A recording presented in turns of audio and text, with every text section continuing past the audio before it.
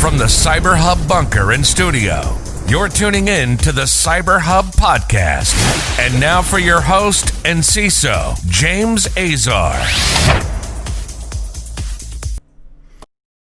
All right, guys, good morning. Hump day, day after election. No results in yet. Nothing that we can call here at the CyberHub Podcast Practitioner Brief. But before we get started, folks, make sure you subscribe to our podcast right now. If you're watching us on YouTube, make sure you hit subscribe and turn on the bell notification button. It is Veteran November, so today, like every day this week, we've been posting an interview with another hero. Today is Thomas Marsland, who is the founder of VeteranSec, an organization that helps veterans transition into cybersecurity. We're going to be talking about that, so make sure you tune in to that. That is definitely an episode you won't want to miss. Our practitioner brief is available in its full glorious text format on our website at cyberhubpodcast.com. And now, without further ado, let's get right into what's happening today. We have a lot to cover, and so we're still waiting for the election results. I will talk about some stuff. I was up until about 4 a.m. Last night. It's now 8 a.m., and I've had only maybe a few hours of sleep. I was working with several cybersecurity experts and volunteers on some of the stuff that we were seeing, a lot of the social media misinformation, and some of it has stepped outside the social media realm, and there's a lot to talk about there of what we saw happen yesterday. That's definitely something we need to think of as a community and come together and really solve the problem.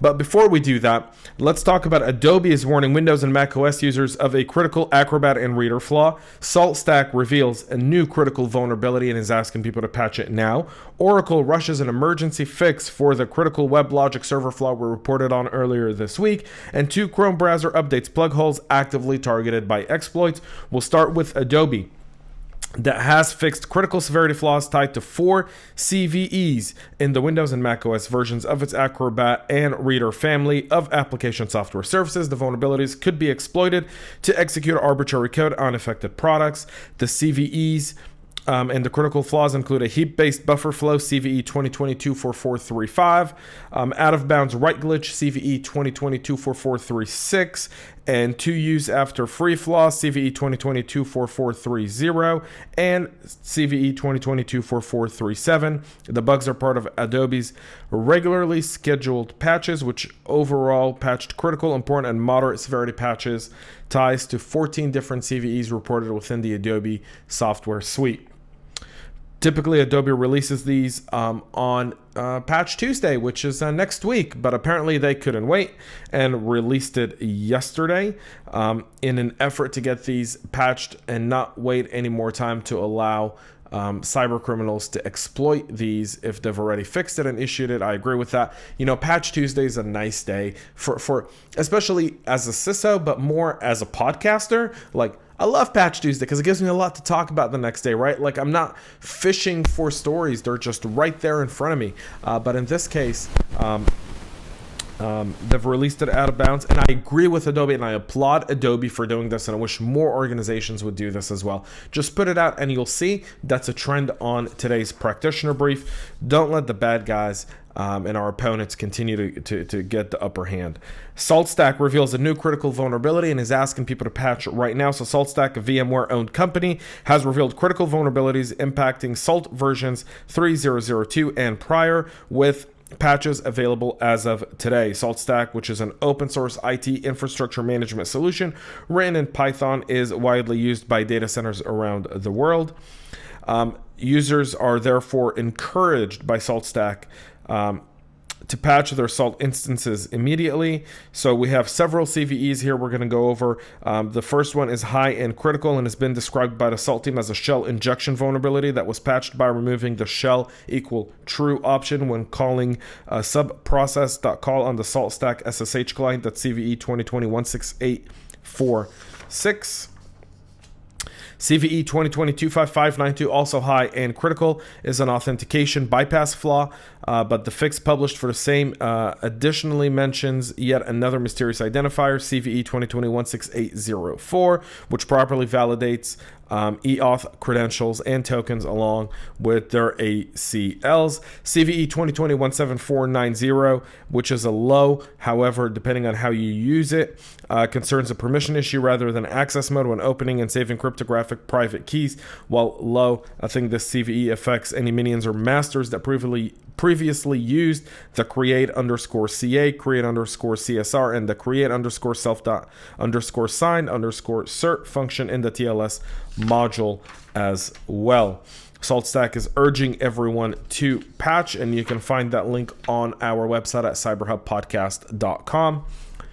2 Chrome browser updates, plug holes actively targeted by exploits. So flaws in the Google Chrome desktop and Android-based browsers were patched Monday in an effort to prevent known exploits from being used by attackers.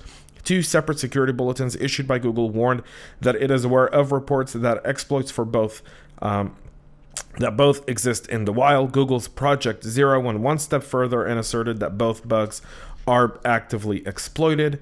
They are asking to please plug these and patch your Chrome desktops immediately. Oracle rushes out an emergency fix for the critical web logic server flaw, joined by CISA, the FBI, and several who are urging organizations to patch it now. The link for the patch to the Oracle website is available. To the Oracle patch is available on our website. I am sorry, a few hours of sleep today, so I'm going to try and make this short.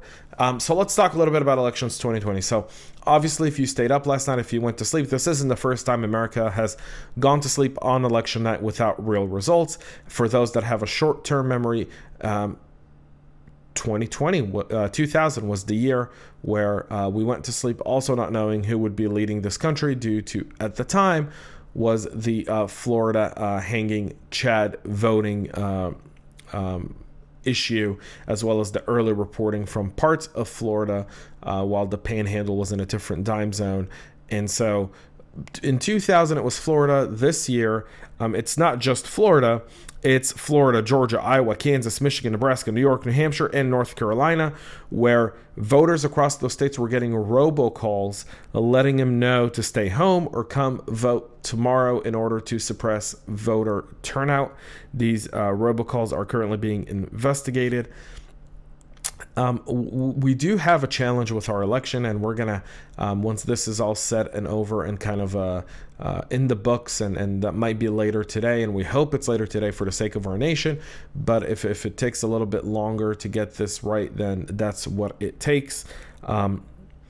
There's been a lot of reports of fake text messages this morning that I've seen and I've received as of 5:30 a.m. with text messages announcing winners, letting people know different groups are attacking different parts of the nation. Don't believe that these messages or these forwarded messages and the people who see these just please don't share it. Just double check it. Make sure it's not a hoax before you spread it. And everything's going to be fine, folks. CISA has reported, so has NSA and Cyber Command, that they've seen no suspicious or increase in cyber activity targeting polling places or polling stations across the nation.